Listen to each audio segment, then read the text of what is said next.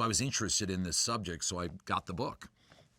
And I knew it was Michael Lewis, so Michael Lewis is always very enjoyable to read. I'd read a couple of his things before, and I picked it up one night. I was in bed. It was like probably around 10:30. Both my daughters were in bed. My wife was next to me, and I just started, I'll read 40 pages of it, and I couldn't put it down. And I ended up reading the whole book the entire night, and I think I got done at like 6 in the morning or something, and then I slept until like 10:30, and my wife was like, "What is going on? What were you reading?" I was like, "I just read the most amazing book."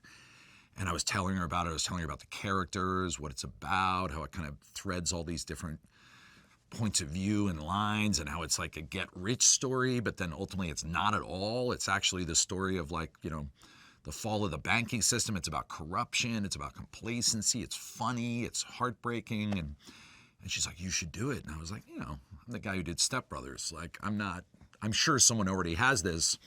So I didn't even look into it. And then it was like probably 4 years later, my agent asked me, at one point we'd come off a pretty good run of movies. Things were going well. I was doing rewrites and fixes on other movies. And he goes, "You're at a place where I can ask you this question. If you could do anything, what would you do?"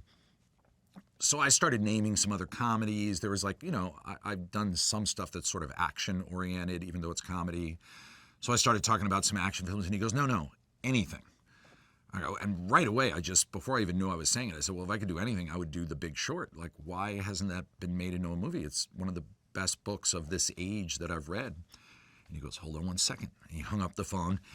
And I went back to whatever I was doing. I kind of didn't think anything was going to come of it. And he called me back and he goes, all right, it's at Plan B, Brad Pitt's company. And the script they have is kind of stalled. There's nothing going on with it. And I go, would they take a meeting with me? He's like, yeah, they were kind of excited about the idea.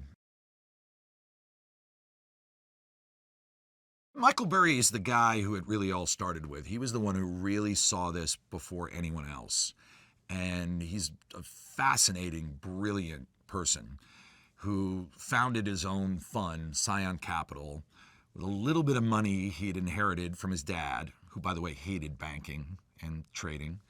And he actually was a neurosurgeon. He was in his residency, and he quit because he was bored, because neurosurgery wasn't challenging enough for him. He didn't like the repetition of the procedures.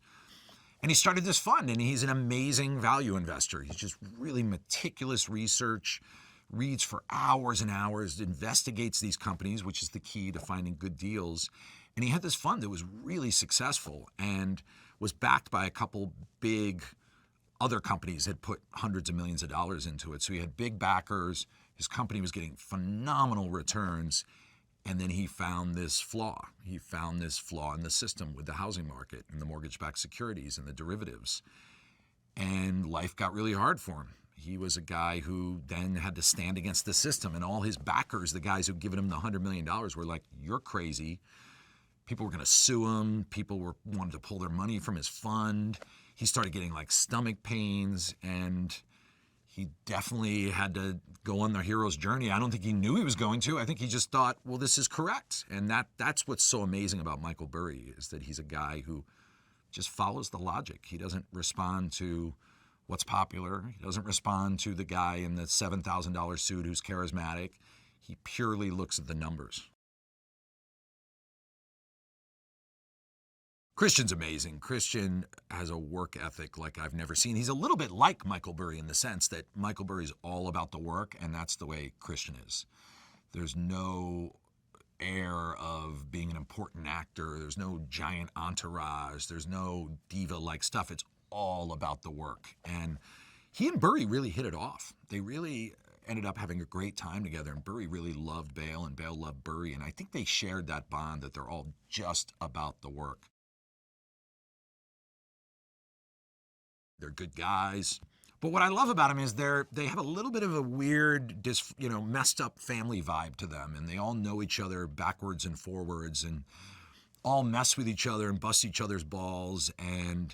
But when it gets down to doing the work, they all instantly become this killer, smart, sharp team. The center of FrontPoint is Mark Baum, who's Steve Carell. And he's the fiery guy who doesn't trust the system. He's the guy who sadly had a horrible family tragedy. very distrusting of the whole world. He used to be a guy who thought, yeah, a lot of companies are full of it. But after this tragedy he went through, he became super dark and suspicious about the world. And he's got this group of people that he's collected around him at FrontPoint who all in their own way kind of distrust and question the system as well. So they're guys who are outside the system just looking for bubbles and fake companies. And Baum had been pretty early on the housing market as well. He had seen that these subprime mortgage companies were full of it back in the 2000s, and he had shorted and put sell orders on a bunch of these companies. So he was a guy who knew, he already had the whiff of the fact that there's something funky going on with the housing market.